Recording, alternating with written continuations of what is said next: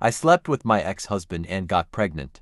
I didn't baby trap him on purpose. I didn't even plan to have sex with him. I was literally sitting on my bed in a ratty shirt, folding laundry, when he said I miss this and kissed me. I take responsibility for reciprocating the feelings and willingly participating 100% and don't blame him. But this was not premeditated. I take responsibility for not saying I'm not on birth control or requesting that he use a condom. Those weren't even conscious thoughts that went through my mind while it was actually happening. It's not as if I thought, oh no, I should tell him I'm not on birth control. Nah.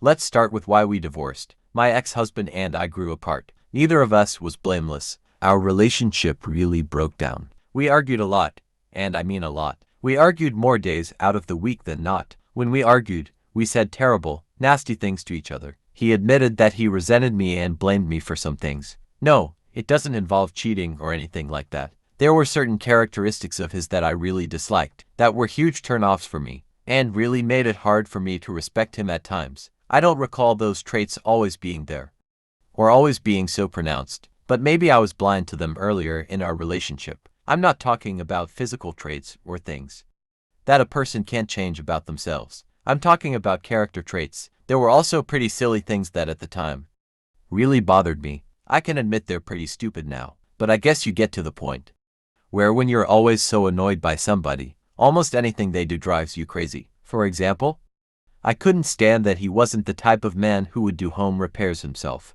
I'd either do them, I'm more handy than him, or he'd just hire somebody to come do it. This is ridiculous, I know. I wanted a man who would take care of these day-to-day things himself. He did take care of it.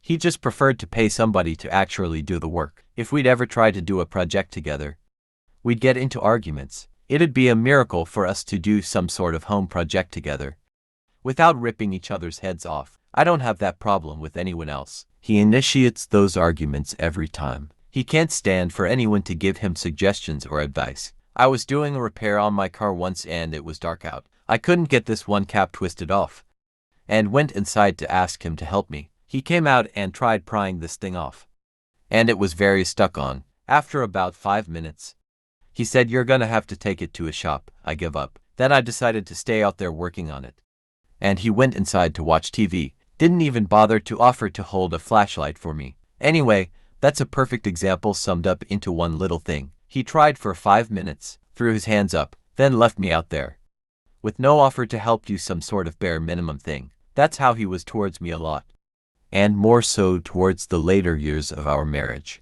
I don't recall him always being that way. Our relationship wasn't always that way. He also never used to drink, but over the last several years he was drinking a lot. I truly think he has a medical problem, because it doesn't take much alcohol to get him very buzzed, and it's not like he's some tiny little guy. He also has little self-control, so rarely can he even have just one beer. We'd argue a ton when he was drunk. I hated that for our kids. I begged him to please stop drinking. As expected, he'd say he was going to stop and he'd last a few days before having just one beer. Maybe he'd last a week or even 2. He'd ask me for permission to have one drink, and he'd always have an excuse. He turned me into the bad guy. He also lied to me about drinking. If he'd get off work early, which he frequently did, he'd be noticeably buzzed by the time I got home from work. He'd lie about having drank anything when it was clear he had. I eventually bought a breathalyzer so I could test him when he was denying it and trying to make me feel crazy. It wasn't until then that he had no choice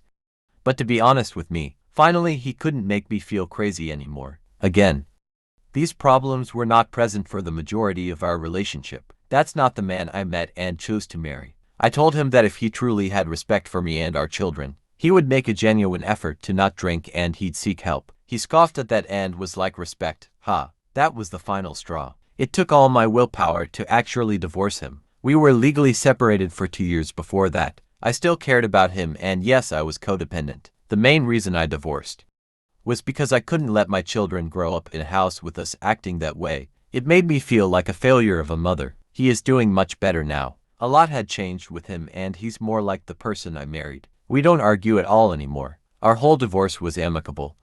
Once he got over being pissed off at me, by the time we got to the actual divorce papers, we both agreed it was for the best for our family. This doesn't mean I believe he has magically changed, and all of the things that annoyed me don't exist. I'm rooted in reality still. We are not getting back together right now. We can admit to having feelings for each other still, while also agreeing that things are working better for all of us.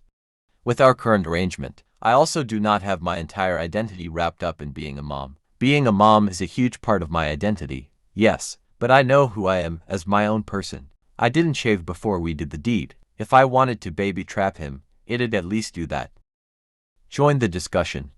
Hit that subscribe button for more heartfelt stories. And share your thoughts in the comments below.